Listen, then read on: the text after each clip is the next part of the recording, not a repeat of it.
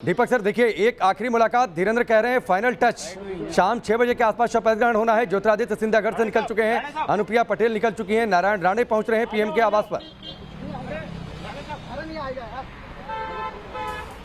महत्वपूर्ण बात ये राकेश की ऑफिशियल तौर पर ये अब घोषित हो चुका है, सरकार के जितने भी माउथपीसेस है उनमें ये बात आ गई है कि अब 6 बजे कैबिनेट का विस्तार होगा।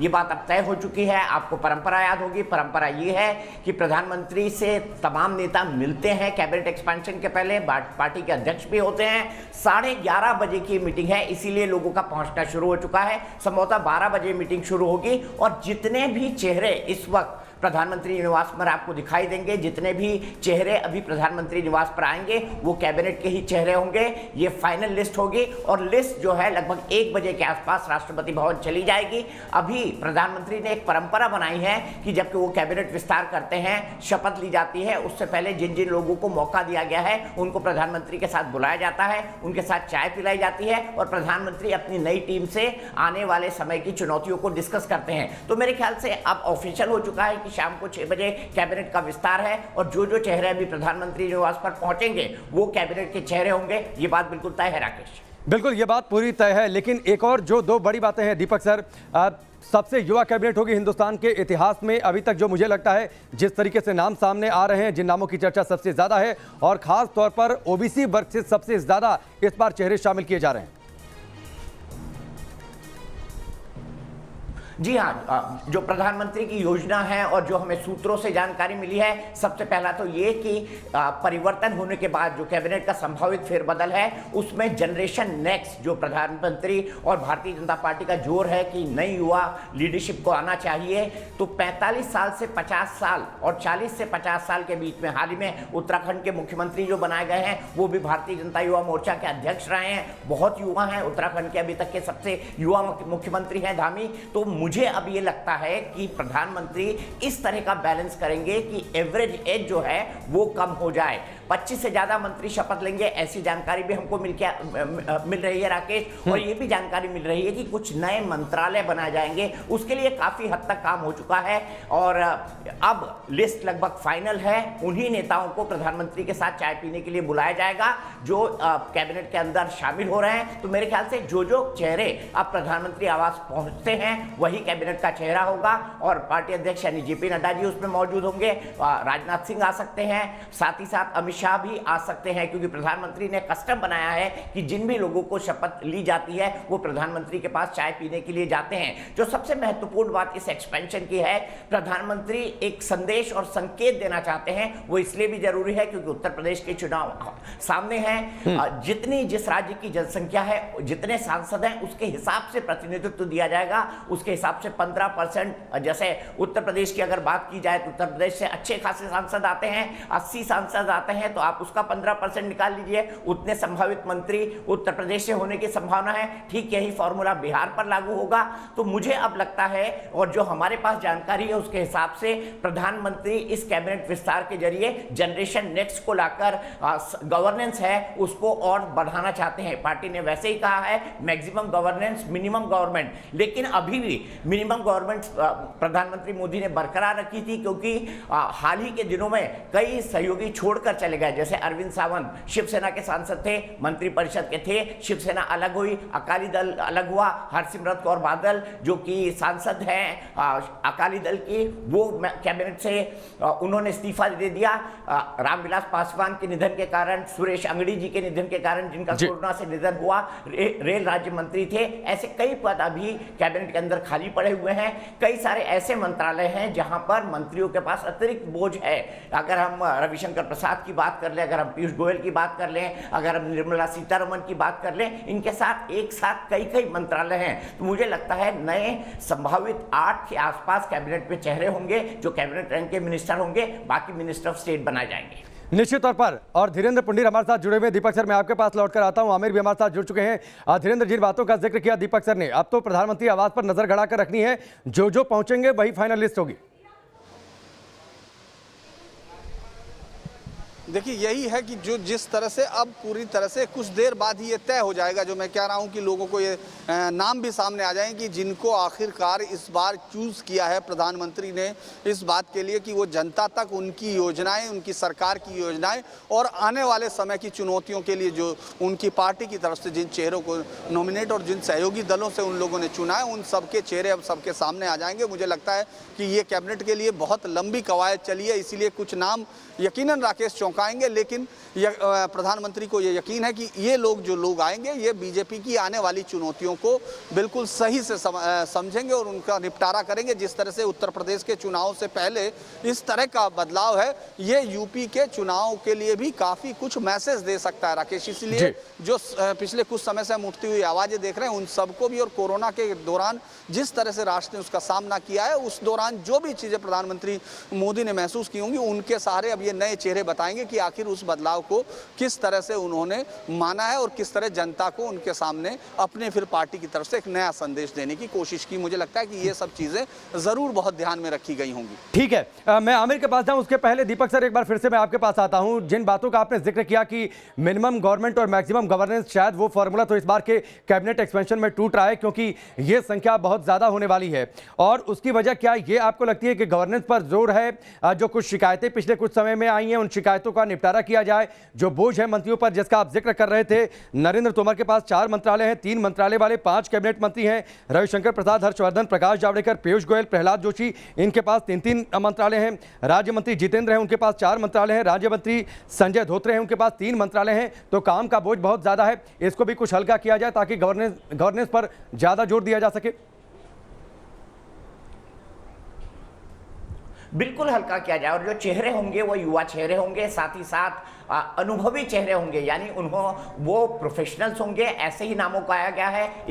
इसमें एक नाम हरियाणा से सुनीता दुग्गल का भी है, जिनके बारे में खबर ये है कि वो पीएम आवास पहुंच गए हैं। भूपेंद्र यादव जो पार्टी की वॉर रूम स्ट्रैटेजी के मास्टरमाइंड कहे जाते हैं, जो बिहार में हाल ही में जिता कर लाए थे, बड़े प्रभावशाली यादव समुदाय से आते हैं। आपको पता है 2 यादव परिवार, चाहे लालू यादव का हो या अखिलेश यादव या मुलायम सिंह यादव का हो, ये यादव पॉलिटिक्स के बहुत बड़े चेहरे हैं। तो उनकी टक्कर में भूपेंद्र सिंह यादव को उतारा जा रहा है, वो भी पीएम आवास पहुंच गए, हमारे पास ये खबर भी आ रही है। तो ऐसे कई चेहरे जिन्होंने अभी तक परफॉर्मेंस किया है, उनको मंत्री पद का ओहदा देकर पार्टी आगे बढ़ाना चाहती है। पार्टी अपनी जनरेशन नेक्स्ट को आगे करना चाहती है। अजय भट्ट जो उत्तराखंड से आते हैं, वो भी उसी तरह का एक चेहरा है। सुनीता दुग्गल मेरे ख्याल से अफसर रही हैं, वो भी एक बहुत अच्छा चेहरा है। और पशुपति पारस, यानी इस बार चिराग पासवान के हाथ निराशा लगी है। उन्होंने प्रधानमंत्री को चिट्ठी लिखी थी कि पशुपति पारस को न बनाया जाए मंत्री, क्योंकि उन्होंने पार्टी तोड़ी है। लेकिन प्रधानमंत्री अपनी स्कीम ऑफ थिंग्स पर चलते हुए, क्योंकि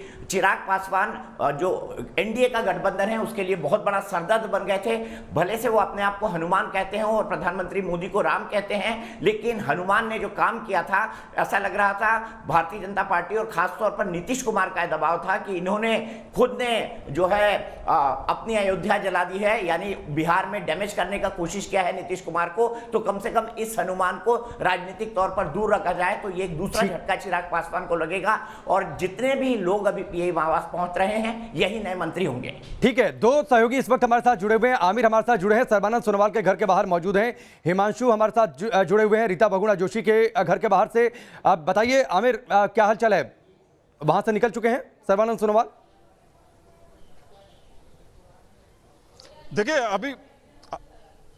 देखिए सुबह से हम लोग यहाँ पे मौजूद हैं, सर्बानंद सोनोवाल के घर के बाहर ही हम लोग मौजूद हैं। कोई किसी तरह की अभी फिलहाल कोई हलचल नहीं है। और जिस तरह से लगातार कयास लगाए जा रहे हैं, क्योंकि कैबिनेट एक्सपेंशन को लेकर के सब जगह को लेकर के तरजीह दी गई, ना सिर्फ उत्तर प्रदेश, ना सिर्फ बिहार, बल्कि अगर नॉर्थ ईस्ट की बात की जाए वहां पर भी सबसे ज्यादा सरकार का फोकस है। और चारों तरफ से कहीं ना कहीं जो 2 दर्जन के करीब जो विस्तार होगा, उसमें पूरे भारत से जो है मंत्री जो है ना वो जुड़े जाएंगे। और जिस तरह से दीपक जी बता रहे थे कि 8 कैबिनेट मंत्री होंगे, ये बात बिल्कुल सही है कि 8 मंत्री जो कैबिनेट मंत्री उनके नाम सामने आ रहे हैं। और उसमें खासतौर पे उत्तर प्रदेश हो या फिर बिहार हो, उसमें कैबिनेट मंत्री जो है जो बड़े दर्जा होंगे वो रखे जाएंगे। और दूसरा ये कि सर्बानंद सोनोवाल जो है, सुबह से हम लोग यहाँ पे मौजूद हैं, अभी तक उन्होंने कोई भी प्रतिक्रिया नहीं दी है, मीडिया से किसी तरह की कोई बातचीत उन्होंने नहीं की है। बस वो इंतजार कर रहे हैं कि कब कॉल आएगा, कब बुलाया जाएगा और कब वो वहां पे जाएंगे। लेकिन ये बात तय है कि सर्बानंद सोनोवाल का नाम है अभी भी कैबिनेट में कॉल और का वो, इंतजार है जल्द ही दीपक शपथ सर, लेंगे अभी भी जैसे ही कॉल का काम आता इंतजार है। जो बातें आमिर कह रहे हैं उसके साथ ही एक बात मैं और इसमें जोड़ता हूं, इस बार के कैबिनेट एक्सपेंशन में आपको लगता है कि समीकरणों को साधने की कोशिश, क्षेत्रीय जो दल हैं उनमें राजनीतिक पैठ और मजबूत करने की कोशिश, इसके साथ ही पिछले दौर में जो कुछ नेताओं ने भारतीय जनता पार्टी के लिए किया या बीजेपी की सरकार लाने के लिए किया, उसके लिए उन्हें इनाम देने की बातचीत, जैसे सर्बानंद सोनोवाल हैं क्योंकि उन्होंने सीएम का पद खाली किया ताकि हेमंत बिस्वा शर्मा को मिले, सुशील मोदी उनको इनाम, ज्योतिरादित्य सिंधिया भाजपा की उन्होंने सत्ता में वापसी कराई उनको इनाम। मेरे ख्याल से ये भी एक क्राइटेरिया होगा और साथ में ये भी एक बड़ा क्राइटेरिया होगा क्योंकि प्रधानमंत्री नरेंद्र मोदी जी का फॉर्मूला बिल्कुल क्लियर है, परफॉर्म और पेरिश, यानी या तो आप काम करें, अच्छा काम करें या फिर दफा हो जाएं। उनका बड़ा स्ट्रेट फॉरवर्ड लुक होता है। तो देखना ये भी महत्वपूर्ण होगा कि क्या कुछ मंत्रियों की छुट्टी होगी, ये भी देखना महत्वपूर्ण होगा। लेकिन जो कैबिनेट विस्तार है, इसकी जो प्रक्रिया है, इसके लिए लंबी बातचीत हुई है भारतीय जनता पार्टी के नेताओं में। पहले राउंड की मीटिंग में अमित शाह, जेपी नड्डा, प्रधानमंत्री नरेंद्र मोदी, बीएल संतोष, इन लोगों से कई दौर की आपस में चर्चा हुई है, कई फॉर्मूले पर विचार होता है और अंतिम निर्णय खुद प्रधानमंत्री करते हैं। प्रधानमंत्री का एक लैपटॉप है, वो बड़ा जादुई लैपटॉप है और उसमें किसी के बारे में डाटा और आंकड़ा होता है, कौन किस काम के लिए अच्छा है, कौन किस काम के लिए बुरा है। और प्रधानमंत्री बहुत अच्छी तरह से अपने मंत्रियों का शॉर्ट एनालिसिस करते हैं, यानी स्ट्रेंथ, वीकनेसेस, चैलेंजेस, ये तमाम चीजें देखी जाती है। शॉर्ट एनालिसिस आप जानते हैं एक बहुत शानदार मैनेजमेंट का टर्म है जिसमें स्ट्रेंथ, वीकनेस, अपॉर्चुनिटी और थ्रेट्स, इन 5 चीजों का परीक्षण होता है। ये हर मंत्रियों के बारे में इसका वेटेज होता है, इसका बकायदा लेखा जोखा निकाला जाता है। और जब प्रधानमंत्री मंत्रिमंडल विस्तार कर रहे हैं तो किन मंत्रियों ने काम नहीं किया है या जिनकी परफॉर्मेंस वो असंतुष्ट है, उनको ड्रॉप भी किया जाता है। तो शॉर्ट एनालिसिस हर सांसद का होता है और उसी के आधार पर साथ ही साथ क्षेत्रीय और जातीय समीकरणों को भी ध्यान रखा जाता है। तो अब जब 25 से ज्यादा मंत्री शपथ लेने वाले हैं तो हमको ये देखना महत्वपूर्ण हो जाएगा कि प्रधानमंत्री आवास पर आने वाले समय में अब कौन कौन लोग पहुंचते हैं। और मैं हिमांशु का रुख करूं, लेकिन उससे पहले दीपक सर, उस लैपटॉप में क्या लिखते हैं प्रधानमंत्री मोदी? ये दरअसल वो अपने अलावा किसी से शेयर भी नहीं करते। उनकी एक बाइट जो है आपने सुनी होगी, कल से बहुत ज्यादा वायरल भी हो रही है, जब उन्होंने शुरुआत में कहा था कि जब भी कैबिनेट एक्सपेंशन हो, बातचीत हो, मैंने अपने कार्यक्रम में चलाई थी। बिल्कुल दीपक सर, तो वो वाकई उस बात का कल अपने प्रोग्राम में चलाई थी। बहुत दिलचस्प बाइट है, उसको सुनना चाहिए। बिल्कुल, उसको सुनना भी चाहिए। और मुझे लगता है इसीलिए शायद किसी ने बात तक नहीं की है कि किसको फोन आया नहीं आया। देखिए, अभी सर्बानंद सोनोवाल के घर के बाहर आमिर मौजूद हैं, वो कह रहे हैं कि अभी कॉल का इंतजार कर रहे हैं। सर्बानंद सोनोवाल अभी घर के अंदर मौजूद हैं। तो बड़ी शांति और खामोशी है, जिसको जहां पहुंचना है वो शांति से पहुंच जा रहा है। जी हाँ, बोलना मना है, इसीलिए प्रधानमंत्री ने उसी बैठक में कहा था कि दिखास और छपास ये दोनों लोग नहीं होना चाहिए।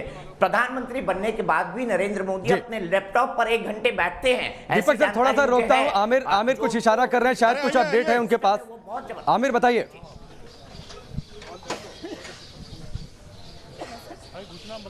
देखिए, अभी गाड़ी स्टार्ट हुई है सर्बानंद सोनोवाल की और सिक्योरिटी भी टाइट हो गई। एनएसजी के कमांडो लग चुके हैं और मुमकिन है कि सर्बानंद सोनोवाल यहां से निकल रहे हैं और निकलने वाले हैं। इसका मतलब ये है कि अब वो अंतिम समय जो है एक तरह से आ गया है जब वो अंतिम प्रक्रिया में भाग लेंगे। आप देखिएगा कि बहुत लंबे समय से इंतजार में कर रहा था इनका। और देखिए, यहाँ पे चूंकि एनएसजी लगी हुई है, प्रोटोकॉल है, उस वजह से थोड़ा सा सिक्योरिटी काफी ज्यादा टाइट है। लेकिन हम बातचीत करने की कोशिश करेंगे कि क्या सर्बानंद साहब देखिए, सर्बानंद साहब जो है अभी सर्बानंद सोनोवाल जो है यहाँ से निकले हैं। अभी देखिए, तुरंत अभी यहाँ पे ब्रेकिंग खबर मैं दिखा रहा हूँ अभी आपको। सर्बानंद सोनोवाल यहाँ से निकले हैं और सीधे जो है माना जा रहा है कि वो जेपी नड्डा के पास पहले वो पहुंचेंगे, उसके बाद जो पीएम आवास जा सकते हैं। तो कुल मिलाकर के ये समझा जा सकता है कि सर्बानंद सोनोवाल को फाइनल हरी झंडी मिल चुकी है। जैसा कि मैं बता रहा था कि फाइनल हरी झंडी मिल चुकी है, वो यहाँ से निकल चुके हैं। जी ठीक है, सर्बानंद सोनोवाल तो निकल चुके हैं, लेकिन रीता बहुगुणा जोशी को लेकर क्या अपडेट है हिमांशु?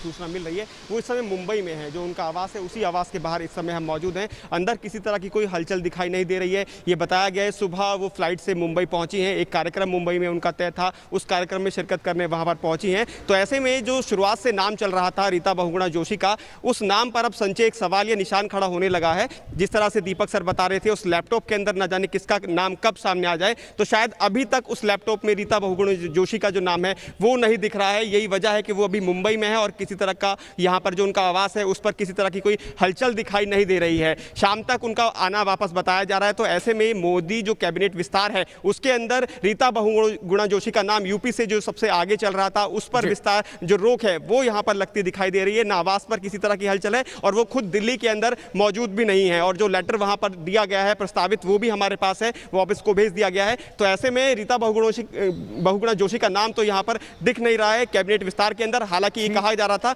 जिस तरह से 2017 के अंदर उन्होंने कांग्रेस को छोड़कर बीजेपी का दामन साधा था और उसके बाद ये बड़ी जानकारी आपने दी है हिमांशु। मैं इस पर दीपक सर से बातचीत करूंगा। आप सभी हमारे साथ बने रहिए। यहाँ पर वक्त एक ब्रेक का है, लेकिन आपको बता दें प्रधानमंत्री मोदी के कैबिनेट एक्सपेंशन को लेकर ये बड़ी खबर इस वक्त की कि जिनको मंत्रिमंडल में शामिल होना है, जिनको शपथ लेनी है, जैसा हम जिक्र लगातार कर रहे हैं, एक एक करके प्रधानमंत्री आवास पर पहुंचने का सिलसिला अब शुरू हो चला है। यहां पर रुकेंगे ब्रेक के लिए, लेकिन पूरे दिन हमारी ये बड़ी कवरेज लगातार जारी है।